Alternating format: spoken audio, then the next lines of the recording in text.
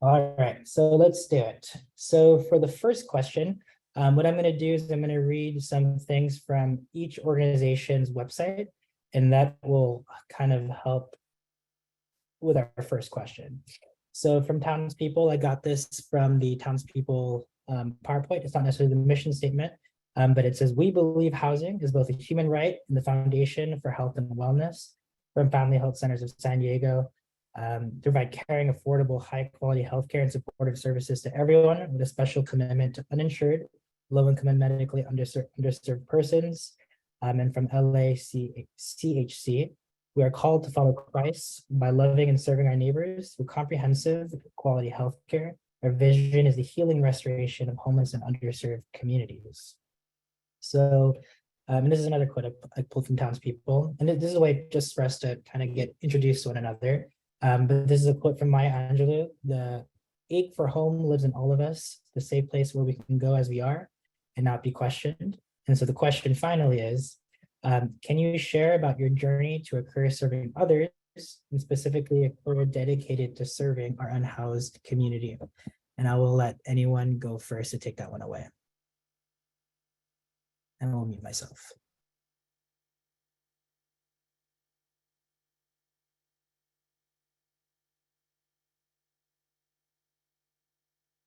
Or how about we get started with Miss Melissa, and then we can go to Dr. Katie White, then Jasenia.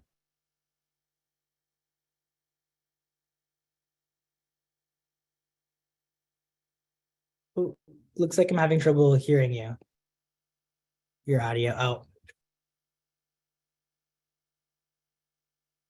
Okay. While Melissa's doing that, Dr. White, do you mind talking a little bit about how you got started in this space, helping folks who are homeless? Sure. Can you guys hear me okay? Yeah, so I actually I got into work with homeless people experiencing homelessness a little bit sideways. So I spent some time in Mexico City right out of college before I went to medical school. So really, historically, my heart was like working with immigrants and immigrant families. And so I went through my training in Long Beach, actually, and did some work in the community clinic aspect of the residency at Long Beach, and then found myself working with 2 different community clinics in South LA, mostly with immigrant families and workers. And so, but I had heard about LA Christian from a colleague who just suggested that they were doing some really exciting work. And so I went up and I actually started working as a physician in the site where it's more public housing. So a little bit less homelessness, more families in public housing and a lot of immigrant families. And then found myself in a position of leadership over the organization and just started to get to know really our heart for caring for people experiencing homelessness. So it's been more in the last 10 years or so that I've gained more of a deep appreciation for the work that we do in the homeless communities. Our clinic, however, was founded out of the LA mission with a mission predominantly really to serve people experiencing homelessness. And that was back in the mid-90s. So I kind of have a shared burden or heart for serving immigrant families, as well as now really learning. But I do consider myself, I'm really learning a lot about like working with people experiencing homelessness. Certainly I'm not the most expert person in our organization with this kind of work. But I just appreciate the whole person care that it really involves, in terms of not just serving the healthcare needs, but I really have learned, particularly in the last few years, of just housing, the importance of housing for people to have stable health and how it impacts their health when they don't have housing. So, I appreciate the learning journey that I've had and all the agencies that we actually partner with who do specialize specifically in housing or working with homeless people. Thank you for that response. And then Jasenia, and then Melissa. Hey, good evening. So my name is Jesenia Sanchez. I always knew I wanted to work in healthcare. I went to UCSD thinking I was gonna be a doctor, go to their pre-med courses and then medical school. But I ended up majoring in sociology. I think what got me engaged with the population of experiencing homelessness was when I was in high school. I did a lot of community service at the shelters. And then when I was in college, I helped out at a recycling center, which was, the majority of the clients, their customers were experiencing homelessness. So by the time I graduated from UCSD with the sociology major, I had no idea what I was going to do. And then one day I saw on the Union Tribune back in 2007, it said Family Health Center San Diego, social worker for the homeless. And I said, let me apply for it. So I applied and I went to the interview, which was at the corporate office. And when I was there, I started talking about my experiences outside of the professional field with the homeless population and how much I enjoy the stories and getting to listening to them talk about life and their expertise and all their experiences, basically. And then the person that interviewed me said, oh, if you do get selected, you'll be working at the Logan Heights Family Health Centers.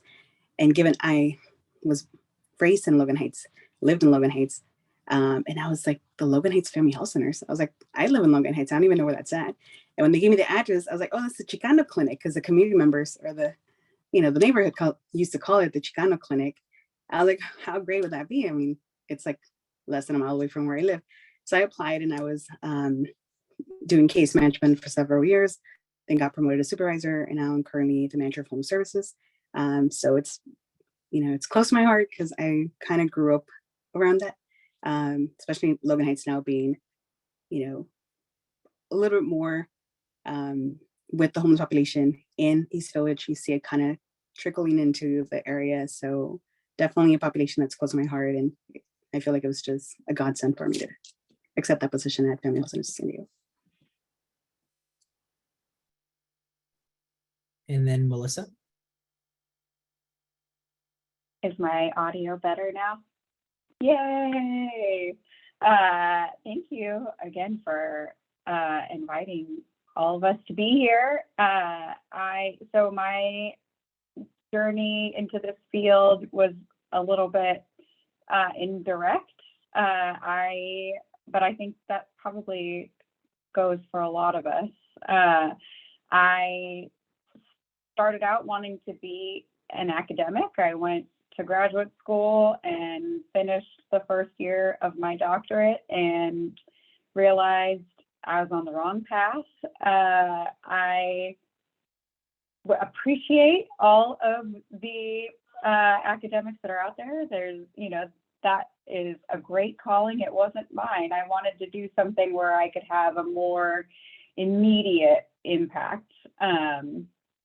I felt like when I was teaching, I was lucky, and this is so funny to say because you all are students, but I felt like I was really lucky if I had, a handful of students who were paying attention to what we were talking about. And I studied theories of social justice. And so I was like, I want to do social justice a little bit more actively. So I came back to San Diego and wound up working. It was also the same time as the Great Recession hit. So it was slim pickings for jobs, but I was very fortunate to find a role at Father Joe's, and I worked on their assertive community treatment team.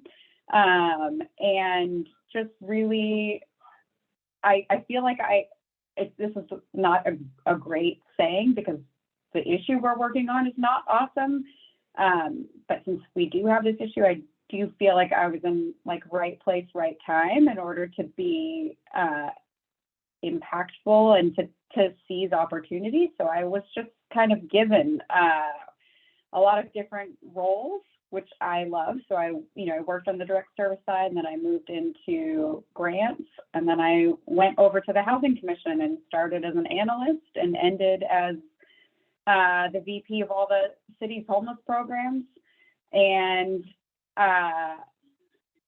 it is, I'm sure you all have talked in other of forums, and then I'm sure in your personal lives and in school, you understand burnout and needing to take care of yourself. And working in this field for a while can be very stressful and can wear on you. And so I took a break and I went and worked at Comic-Con for a few years, which was great. And I still got to focus on things that I was really passionate about, because I had studied the intersections of social movements and popular culture. So Comic-Con was like a perfect mesh of those. And that was like enough time to sort of recharge, enough time before the pandemic hit. And I just felt, again, kind of called back to more direct service. And so then I'm at Townspeople, and I have loved everywhere that I've worked, but this is by far the best organization that I have worked for. There is no sort of, there's no persuasion that needs to be done about the importance of housing. It has always been and continues to be the center of what Townspeople is about, and housing, and permanent housing that is, and that everyone deserves it. And so a lot of my past work was spent trying to convince, my peers and other people about, we've got to focus on housing. So it's really refreshing to be in an organization that is already there. So now it's just like, okay, how do we expand and gain more acceptance and awareness for that message? So yeah, that's a little bit about my journey. No, thank you for sharing that journey. Yeah, I'm 26, and I have this conversation all the time with friends, with students about like, what are we going to do in life for our careers? So I think hearing everyone's journey perspectives and why they are where they are is really meaningful. So I'll jump into our next question. This is another question that I'm going to do a bit of reading before getting to the actual question, but there's increasing literature and data about how a homeless situation exacerbates and causes severe medical hardship. People who are homeless are more likely to exhibit chronic illnesses, shown in cohorts 20 years age and difference. They're likely to experience victimization, sleeping on the streets, and the inability to care for themselves adequately without housing. In your view, and speaking to the theme of this forum, how is housing a form of healthcare? And how do your respective organizations work to provide that access to unhoused populations? Okay.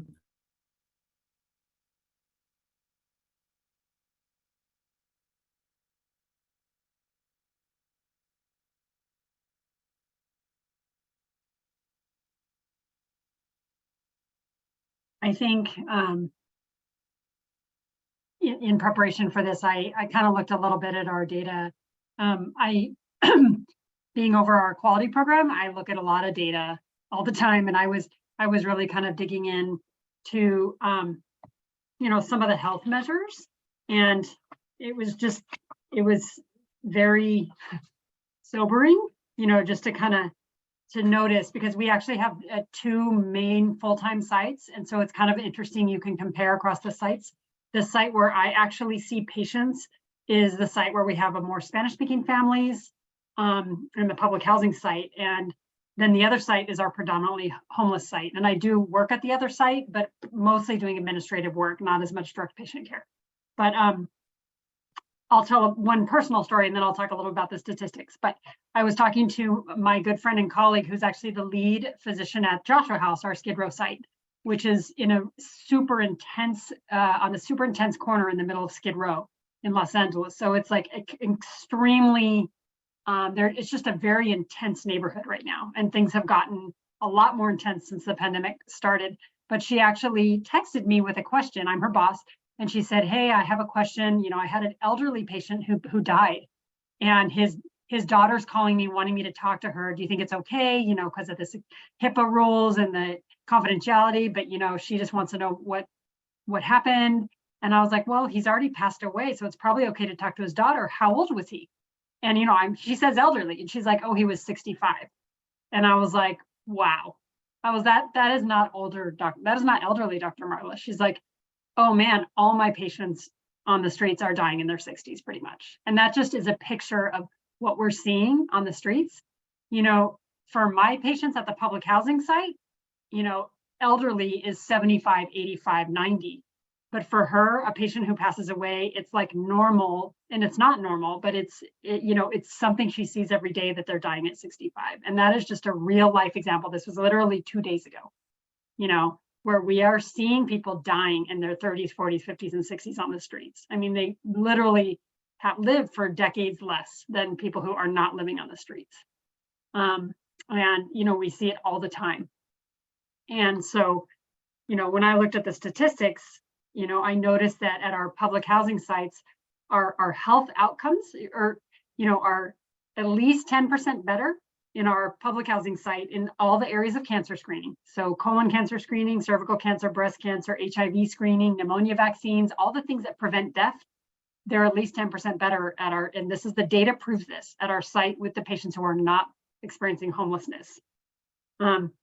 Even in terms of some of our chronic disease control, as hard as we work to try to help our patients experiencing homelessness to be able to manage their chronic illnesses, the outcomes are 5 to 10% better in chronic illnesses, including blood pressure control, you know, smoking cessation, medications for heart attacks, diabetes care.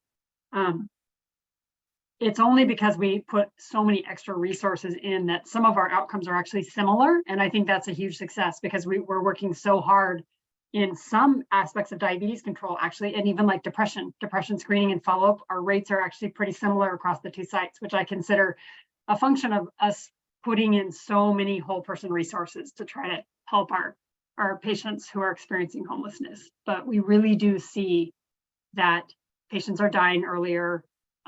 You know, if they don't have a roof over their heads, how are they supposed to keep their insulin to take their diabetes? You know, how are they supposed to safely keep their medication that's helping them not to be on heroin? You know, I mean, we give medications so that they don't shoot up, but those medications are stolen, you know, are easily stolen. So how do they keep them safe? So for us, not having any kind of security of a roof, you know, or a place where you can store things, or a place where you can put your stuff, where you can receive mail. I mean, some pharmacies, you know, they won't send stuff to you. They won't even give you equipment if you don't have a roof. You know, we try to get, this is, you know, rubber hits the road. We can't get durable medical equipment like wheelchairs, walkers, stuff, if people do not have an address. So it's just interesting. You know, for us, it's really hard to do the actual healthcare, that much harder for people who don't have a roof over their head.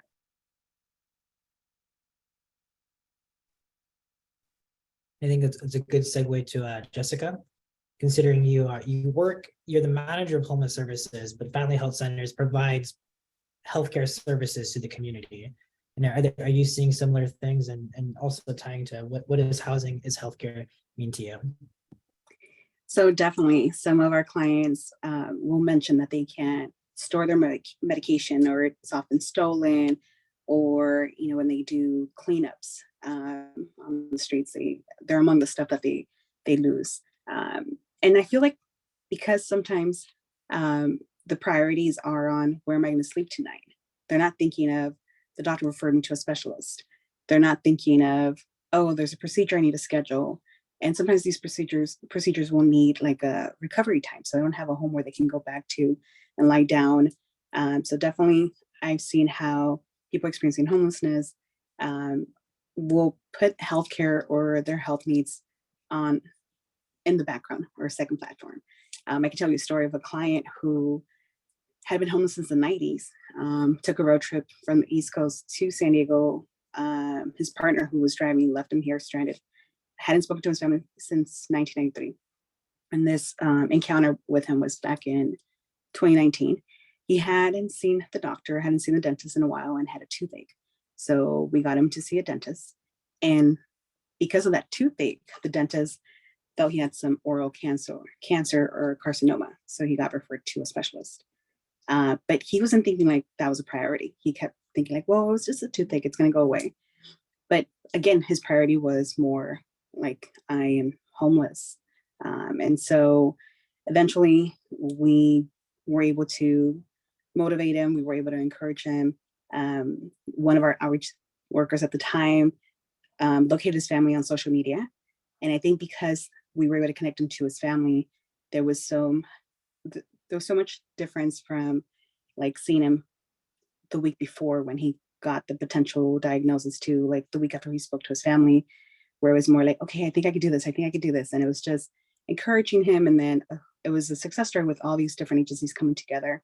So even though we do the healthcare part, our case management team is trying to connect them to social services out in the community, whether that's shelter or getting them coordinating transportation through their insurance. Because I know that treatment, when he eventually started chemo, that was devastating. He was like, I'm not going to hop on the bus for this. And so he did have health insurance through 𝗏𝗏𝗀𝗀𝗀, and we were able to coordinate his transportation to and from chemo. But yeah, I think sometimes healthcare is not their priority. And we are trying to encourage them, and we're trying to provide that support and saying, you know, we're going to help you schedule those appointments. And I've been on the phone where I'm on hold for like 10, 15 minutes waiting on the specialty care office to answer my call, or there's no available appointment. So that's another discouragement that they can face. But I definitely think the most concerns I've heard from clients is it's like, I don't even know where I'm going to sleep tonight. It's going to rain, and you want me to think about my appointment that I need to schedule, and which will probably not be scheduled till a month out, or you're, you know, asking me to care about some imaging that I have to do when I really don't know where I'm going to eat tonight, or what I'm going to eat tonight. So what our team does, Healthcare for the Homeless at Family Health Centers, will provide free healthcare services to anyone experiencing homelessness who doesn't have health insurance. So we are really good at having our outreach workers out and about, encourage them to come into the clinics.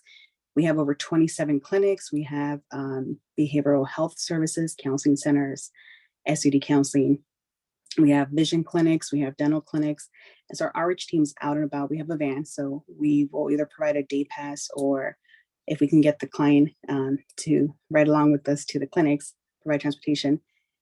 So we're getting them for free healthcare. And then we're also trying to get them enrolled in Medi-Cal. So our clinics do have health enrollment specialists. And our case management team does the medical case management. So when the client or the patient walks out with a list of referrals, the case managers can address those referrals and help them with the scheduling and the coordination of those. Because again, I think sometimes I don't think they understand like the importance of following through with these referrals, or why the doctor referred them to such and such place. But I think mainly the lack of support, sometimes that they don't have anybody to motivate them, or someone explain what the next steps are after their primary care visit. It's something that we often think of when we think of case management. How can we help you following these next steps after your visit? Yeah, thank you. Thank you for sharing that story. And I will just say that is the hard part about that work, is that you're not just working with people who are unhoused, but also facing illness.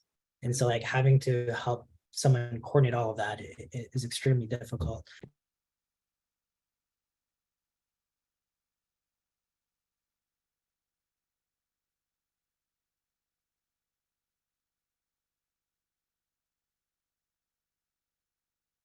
You were accidentally muted. All right, I was muted for quite some time. I was giving.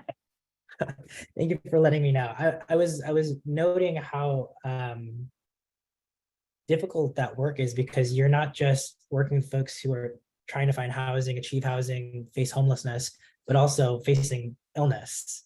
And yeah, so thank you for sharing that story with us. And yeah, that, I mean, for you as the person, you know, doing that work, I could tell that. It seemed like, you know, I know you, because I know you care a lot, and yeah, the work is not easy. So thank you for what you do. And then to Melissa, I was asking the question of what is your definition of housing as health, because you're on the housing side more exclusively. So what would you say your definition is? I think I agree with everything that Katie and Yesenia said, and it comes down to fundamentals of health and wellness. And I feel like some of the best conversations that I've had that really get down to the core elements of why this is important are with kids.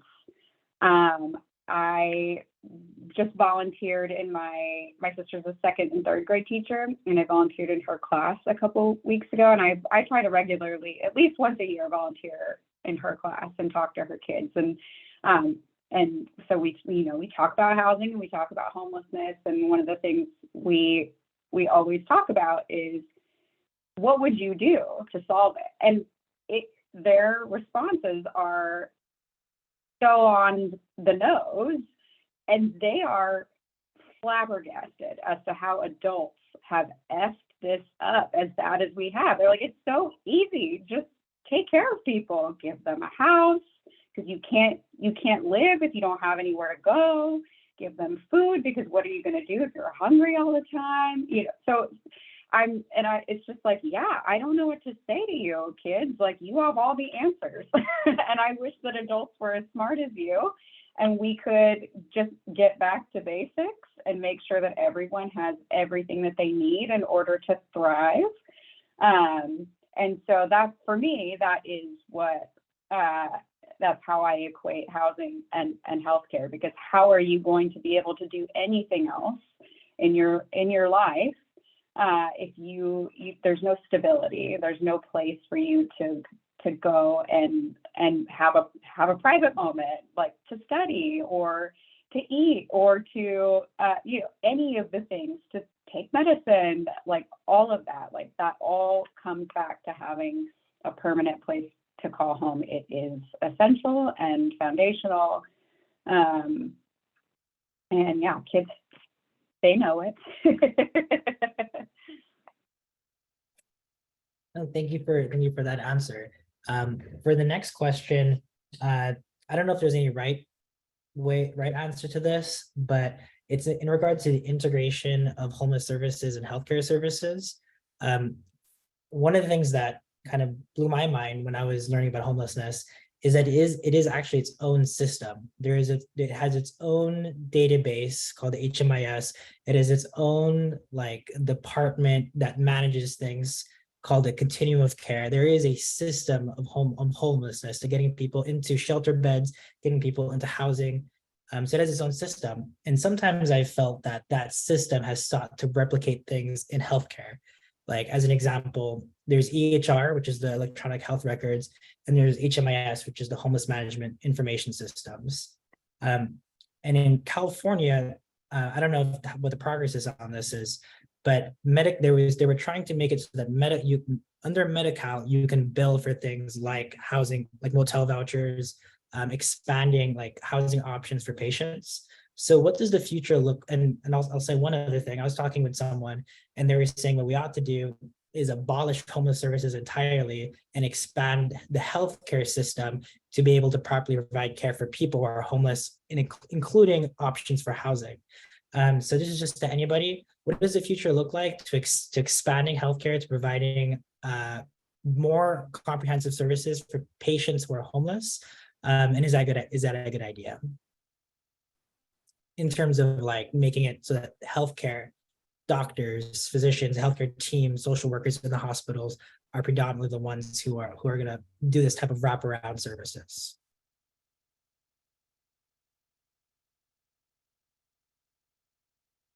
For me, I really appreciate, and I don't disagree with the sentiment of the individual that was sort of talking about abolishing homeless services, right? And similarly to like defund the police, right? Like, it's not about necessarily, right? It's about rethinking about how we provide critical services to folks. And the way that our systems are set up right now, as Martin was saying, they're very fractured and they don't coordinate well. And we know, and Katie was saying earlier, like the more we can address the whole person, the better outcomes everyone has individually, as a community. And so, yeah, maybe it would take, sort of bringing a lot of those core functions under the healthcare umbrella. There are a lot of studies out there about what it would look like if you addressed homelessness the way that you would a public health crisis. And, after all of us have been through COVID, and then prior, for people experiencing homelessness in San Diego, we went through the 𝗵𝗶𝘁𝗶 outbreak. There are so many things that we could and should learn from that could benefit the way that we end homelessness. And I don't think we should take it off the table to say, yeah, maybe everyone should work for a health plan. And that way we're better guaranteeing access to service and coordinated care. When I worked for the assertive community treatment team, the folks that we supported had incredible coordinated care. Every day we started, and so that, you know, we had like a 10-person team that included a psychiatrist and a nurse and psychologists, case managers, life skills, peer support. And every day we met for 15 minutes and everyone gave a debrief on where they were at with that individual. And, you know, that's a very high level of care. Not everyone experiencing homelessness needs that intense a service, but the life expectancies for those folks skyrocketed. And when you combine that with permanent housing, which was like the foundational element of that service. So I do think that it's worth, I applaud California for finding ways to bill housing and housing related expenses to Medi-Cal, because you can't address anything else until you do that. Right now, like, there's this whole movement in San Diego to try to help hospitals from discharging folks to the street, because what was the point of all the services they just got? It's there, you know, they can't discharge them to a place where they can fully recover or maintain their health. So yeah, I'm all for exploring anything that will make it easier to access like life-saving services and housing.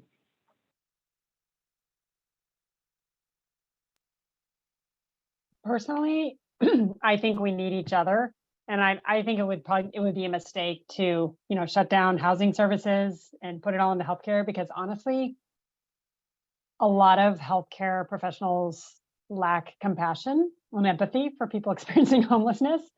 And if you just rely on the healthcare world to walk with people experiencing homelessness, I think it's gonna be difficult. You know, hearing about the way people are treated in hospitals a lot of the time when they're homeless, or even many healthcare settings, it's rough. It's rough for them, you know, and so I think we really need each other. Personally speaking, I know our clinic has gone through different, and we're a lot smaller than Family Health Centers of San Diego. So they're a very large community clinic that has like many sites. And I'm sure, like, I don't know how many overall patients you guys have per year, but it's probably 100,000 or something patients a year. And we're more like 13,000 patients a year. But as compared to other federally qualified health centers, which is what we are, what Family Health Centers and us are federally qualified health centers, meaning we get some federal money as well as state money and a little bit of local money. So our percentage of patients in our overall clinic who experience homelessness is actually 40%, which is actually tons of times higher than any other clinic in LA. So the next highest clinic is like 5%, and we're at 40. So we have a really high percentage of our patients are experiencing homelessness, but we weren't able to do housing services for many years because there was no money. Like there was no payment for us to do. And so we would always have to refer people to another site to go into HMIS and try to figure out how to get housing. Only now, with some of the Medi-Cal funds that are in a program called 𝗟𝗲𝗀𝗶𝘀𝗀, where you can do intensive case management, that has actually helped us to have our own housing navigators. And so it's more coordinated in that we do have our housing navigators, and we're on the front end of 𝗟𝗲𝗀𝗀𝗀, you know, as opposed to other clinics who are kind of slowly getting into it, because the requirements are pretty extensive. But, you know, we have been housing, you know, maybe, I guess, 2, 3, 4, 5 people a week, which is really awesome. And for us to be able to do housing as well as healthcare has been great. But there have been challenges for our 𝗟𝗲𝗀𝗀𝗀 program in just like documentation and getting paid for what you do. And it's been, it's financially challenging to figure out how to make it work.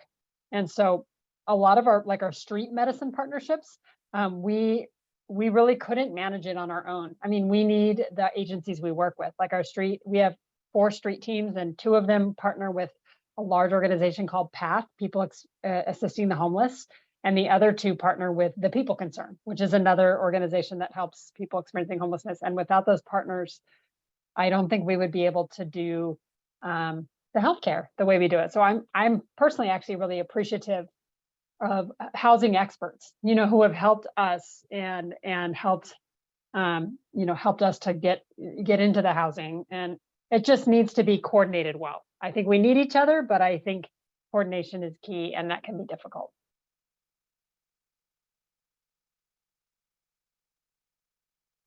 So some of the best success stories for our case management team have come from collaborating with other agencies. I think healthcare or established healthcare is very important. We've had clients that were working with other outreach teams such as 𝗲𝗄 or Father Joe's, who were matched to housing, but they didn't have established care. So they didn't have anybody to fill out the disability form, or they were trying to apply for SDI or SSI, but had no established healthcare, whether it was medical, for a medical disability or behavioral disability. So we were very fortunate to work with those other agencies and say, hey, we can get your client in to see the provider. We can get that establishment care. The providers would then fill out the forms, even if it was like a 1-pager, like the general relief disability form or the MTS reduced fare form. So we do collaborate with other agencies to try to get their clients in for our services, but also when it's time crunch to fill in that disability form, it helps that they're already established, and so the doctors can fill out the forms as needed. I think when it comes to housing navigation, a lot of clients think like, well, if I've done the 𝗣𝗲𝗁𝗏, I'm going to get called. And so we kind of have to think outside of the box and say, well, let's sign up for every affordable housing out there. Let's consider, I know I saw Melissa at the shared housing training last week. So let's think outside of the box, right? Family reunification or self-sufficiency. But yeah, I think it takes, collaboration. And then what I've also seen in terms of opportunities in healthcare and homeless services, I think we definitely need more detox, because we've had clients that say, I'm ready for detox, and then there's like no beds available. And so next week you see them, they're no longer interested. Or hospice, or even like a skilled nursing facility. And I feel sometimes that social workers at the hospitals, there's like a lot on their plate. They're doing a lot. They have too many of the frequent users of the ER room. And so, I mean, I happened to be at one of the shelters one day covering, and there was a patient in the hospital gown who was dropped off by the taxi. So I think the social worker at the hospital just gave him a taxi voucher, and then the shelter didn't have any beds available, and they were trying to figure out what to do. And so again, collaboration is a must. That open communication between different agencies, different parties should come together. But yeah, healthcare, definitely, there's a lot of opportunities in healthcare. Definitely detox, hospice care, skilled nursing facilities, all that would come in handy for the progress of homeless services altogether. Thank you for all your thoughts on that.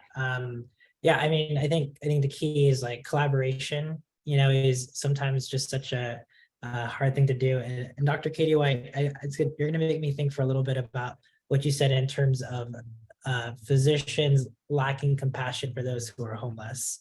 And I'm wondering if that is a burnout of the healthcare system, or if that is representative of the general attitudes of the general public when it comes to people who are homeless, like lacking the compassion for people who are sleeping there on the streets. So time is moving really fast, and I have a ton of questions, but I'll choose from a certain of them. And if anyone in the audience does have questions, feel free to do so. Right, so my next question, there's so many to choose from. Here, I'll do this one and see what it takes us. So there's a very, very popular thing called Housing First. And according to the National Alliance on Homelessness, this is a homeless assistance approach that prioritizes providing permanent housing to people experiencing homelessness, and thus ending their homelessness and serving as a platform from which they can pursue their personal goals and improve their quality of life.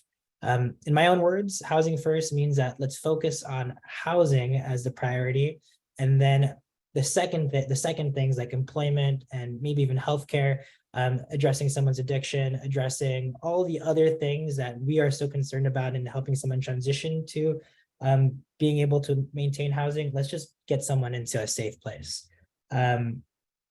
But in this term was coined, I think, in the 80s. And I think there's been a lot of different interpretations of housing first. But the question is, what do you think? How do you think housing first as a definition has evolved in the last few years? And how can we help make this implementation realized?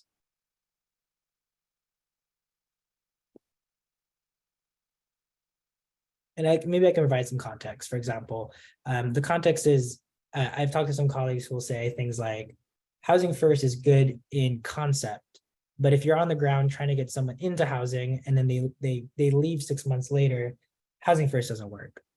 And so there's people who I've talked to that, they went through the frustration, they go, housing first doesn't work. And it's a big thing to talk about with like the general public, because I mean, that's what all the advocates are fighting for. And I think when you say that, Right. they might, people might feel skeptical. Yeah, there's definitely been, especially in recent years, a backlash to housing first, which is unfortunate on so many levels. The frustration from my perspective is misplaced, right? It's not about housing first not working, because it does work when you have all the resources needed to implement it, right? We don't, nowhere in the country really, when you are looking as a whole, and especially in California, definitely in San Diego, we don't have enough housing. So it's really hard to do housing first when there's not enough places, permanent places for people to go that they can afford. But housing first, there are different practices and principles that come along with that you can implement in non-permanent settings. A lot of it is about autonomy and choice. And so if you're operating a shelter, making it not feel parental, right? Where you're taking away people's rights in order to access housing, that's a big no-no in housing first, right? And it's a big part of why a lot of people would prefer to sleep outside and not in a shelter, because they have more control over their own lives when they sleep outside than they do if they go into a congregate facility, right? Where there's curfew and they can't bring their pet, they can't sleep with their partner.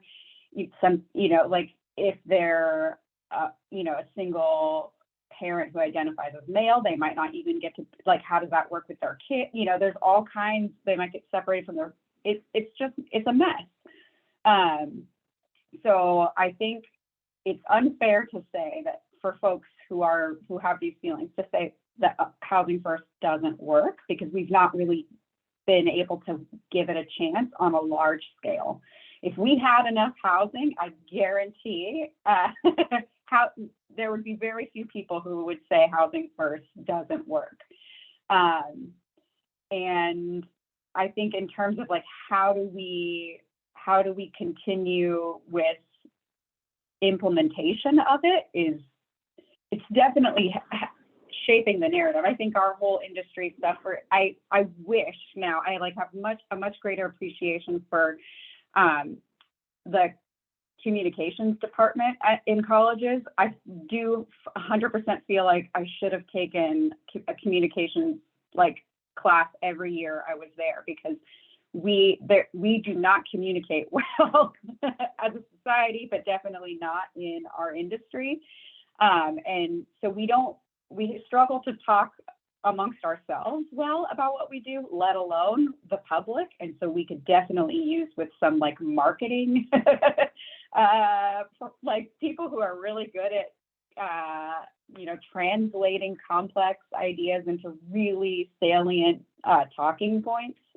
that would be for me, that would be amazing, an amazing tool to have, because we do need to create buy-in in addition to creating new housing and expanding access to healthcare and all of the supportive services that are needed. I mean, we need universal income, basic income. We need, you know, there's all of these things that we need in order to like really sustain this kind of model. But if we at least started with enough housing for everyone, that would be great.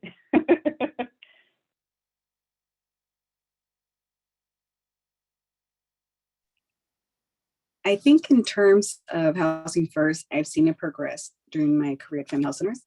I think it's a great concept, but I've also seen once they're housed, there's the lack of support. I've seen clients who were homeless for several years, got a house, and then they were evicted. So now we have an eviction on the record. I've seen clients who were matched to a property that's permanent supportive housing, but there's like two of the PSH case managers for all 6-7 units or X number of units, right? So I think in theory, it's great, and I've seen it work, and I've seen several clients successful at, you know, who now have been housed for several years, right? But I feel like some clients who have been housed, whether it was by lack of encouragement or support, they didn't continue their services. They stopped seeing the doctor. They didn't continue seeing their SUD counselor. So then now, you know, their unit was now a place where they brought in other people who were actively using, and then they got kicked out. I've seen it work, but I've also seen it maybe in a smaller portion of clients who were later evicted, and then it was even harder now to find housing because now they had an eviction on their record. But I like the idea that we're trying to be client-centered, we're trying to be supportive, let's get you in, because it's worked, definitely worked. But I've also seen, like I said, where it probably needs more hand-holding for some clients. Yeah, and I would say,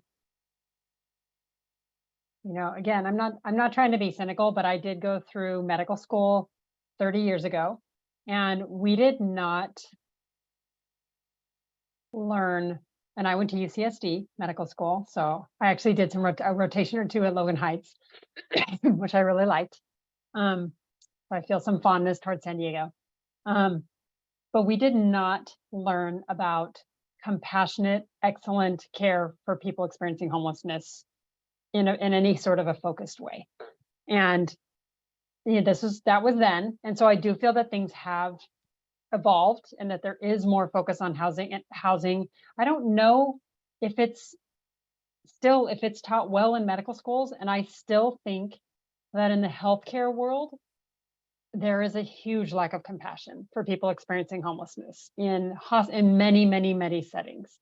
And, you know, many doctors, nurses, they're just like, that person just needs to take their medicines. And, you know, they don't really consider the fact that the person doesn't have a roof or doesn't, you know, has all these other factors that impact. So I think there's extensive work that needs to be done in the healthcare arena about housing first.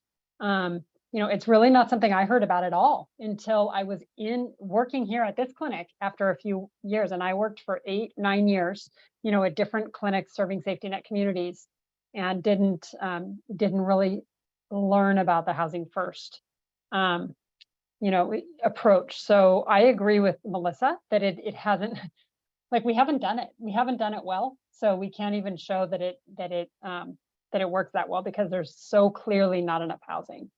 And I also agree with what Jesenia said, that, you know, wraparound services are so crucial because, you know, people experiencing homelessness, the data varies, but typically the rates of severe persistent mental illness and people experiencing homelessness, especially if it's chronic, are somewhere between 20 and 50%.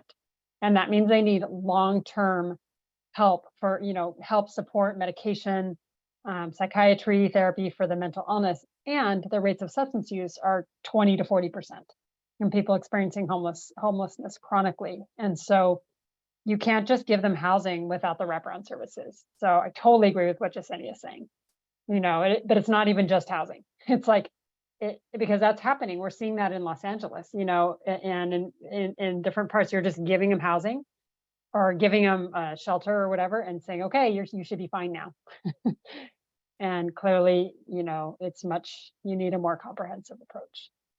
So I definitely don't think we should abandon housing first. I think it's so important. But I think that we have a long way to go in terms of partnership with healthcare and trying to help healthcare professionals to really see people experiencing homelessness as the same beloved humanity that other people are who walk in the door. And it's very sad to see that that's not the case a lot of the time. Oh, thank you for everyone for those very thoughtful responses. I feel like every time something is mentioned, I know it's going to sit with me for like the next few days, and I'm going to have to really unpack it. But this will be the last question. I know we're running pretty late, and I thank everyone for being with us tonight. Dr. White, you brought up the importance of the whole person when treating someone, and then Miss Melissa, you brought up earlier about treating homelessness like a public health issue. So the question is, what does it look like to treat homelessness as a healthcare issue? And then also, how can we, and I know this is kind of like a lot to answer, but how do we also communicate it to people that homelessness is a healthcare issue, in terms of like people are, you'll get increased HEPA outbreaks, or, being homeless increases your or decreases your life expectancy. And so again, the question is how, what does it look like to treat homelessness as a public health crisis? And then how do we communicate to people that, homelessness is not an individual problem, it's a societal and a healthcare problem. Thank you for answering my complex questions. I hope they're worded right. They are. I was just writing notes to myself to make sure I don't miss any part. I think one of the things that is that I feel like even kind of going back to the last question, right? And what are the misnomers about housing first? And however the phrasing came to be, it somehow when people hear it, right, they hear housing only as opposed to housing but it's been very intentionally housing first, which indicates there's other things that come after. And so I think that in terms of housing as healthcare, it's a combination. It's the appropriate resource allocation that, and so you would prescribe housing just like you would a medication, right? If you don't have a place to live, how in the world am I going to help you to manage and treat these other ailments that you might have if we first can't get you stable? And so,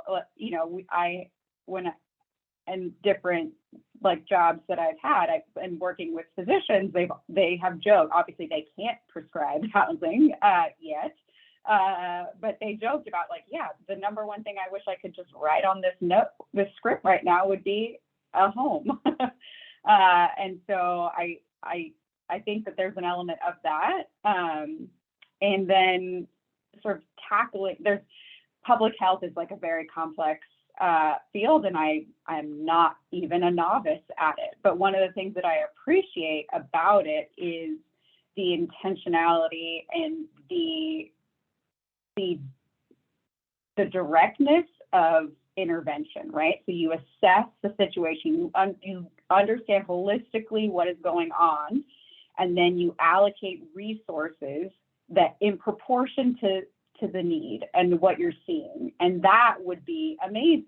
And that would help us in so many ways if we tackled homelessness by first assessing what the issues are and then following up by allocating sufficient housing, sufficient healthcare, sufficient food, sufficient all the things, right, that are going to help sustain people in the long term. An example, and I won't, if anyone wants to read more, and I think this has been mentioned a couple times, but of like frequent user initiatives, where those are really good use cases or case studies of housing first in action and the positive impact it can have on the individual as well as the community. And so they track people who were the highest utilizers of emergency services like hospital, emergency rooms, ambulances, jail, all that sort of thing. And then they give them housing.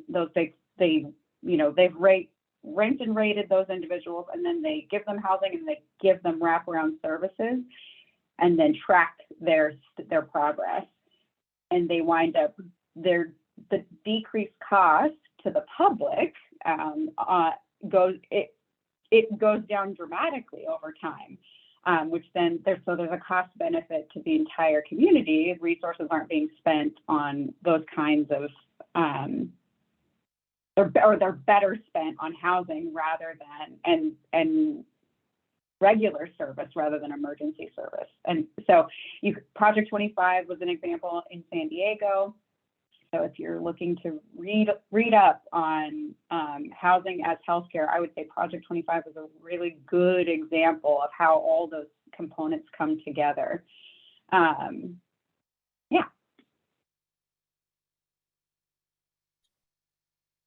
Thank you. Yes, Project 25. That I think my old other boss used to be on that. That was in regards to veteran homelessness and helping people get into housing. So we'll look at that and let's see if we can link that in the chat. But Dr. Katie White and Jasenia. Yeah, I mean, I guess I did do my master's in public health while I was doing medical school, and I think of the difference between just like medical training and public health training.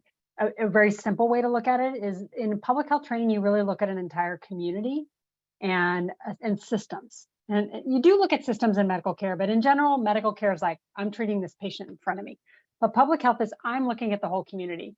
And to me, if I look at the impact of homelessness on our community in general, it is deep and wide and vast. And it impacts morale, it impacts safety, it impacts substance use, on the streets, it impacts businesses. Like if you look at downtown Los Angeles, and the impact on businesses, on housing, on safety. There's been a deep community impact of the fact that we have 60,000 homeless people in Los Angeles County. And so to me, the impact on the community in general, not to just mention the homeless community, but the impact on our general community of Southern California, has been so vast that most people, when you ask them, when you survey people in Southern California, they're like, what's the biggest problem that we need to tackle? Homelessness, right? Because it has impacted the community, but also the community of people experiencing homelessness, also has such deep health needs, in terms of unmet mental health needs, unmet, emotional needs. I mean, substance use. So I feel like you can look at it from a couple different angles. And as we treat it, it should absolutely be a public health crisis because, we are seeing economic impact even of just the vastness of homelessness. And so in terms of treating it with public health approaches, a lot of times, yeah, you have to take a systematic approach and think, how can we make these systems better, to help lower the number of homeless people, but also make life better for the homeless community. And I think you try to decrease the amount of homelessness and you also try to make life better for people who are homeless, and you have to take system approaches. And that's why it's a public health issue.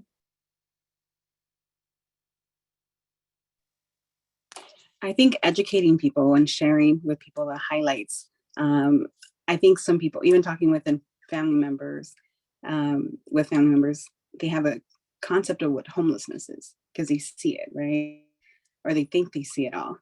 And I think even educating our family members and our close friends that homelessness has different faces. I mean, not everyone, has poor hygiene. Some of them are full-time employees who are managing to go to work every day and you just don't know that they're experiencing homelessness at this time.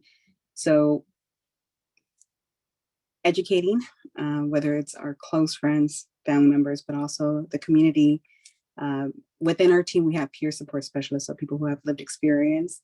And that's always fascinating because they can connect or they can share with the patients or the clients and say, hey, like, I went through that. And this is the services that I accepted, or these are the resources that I was given. And it's very encouraging. I've seen it where clients are talking to peers on that familiar level.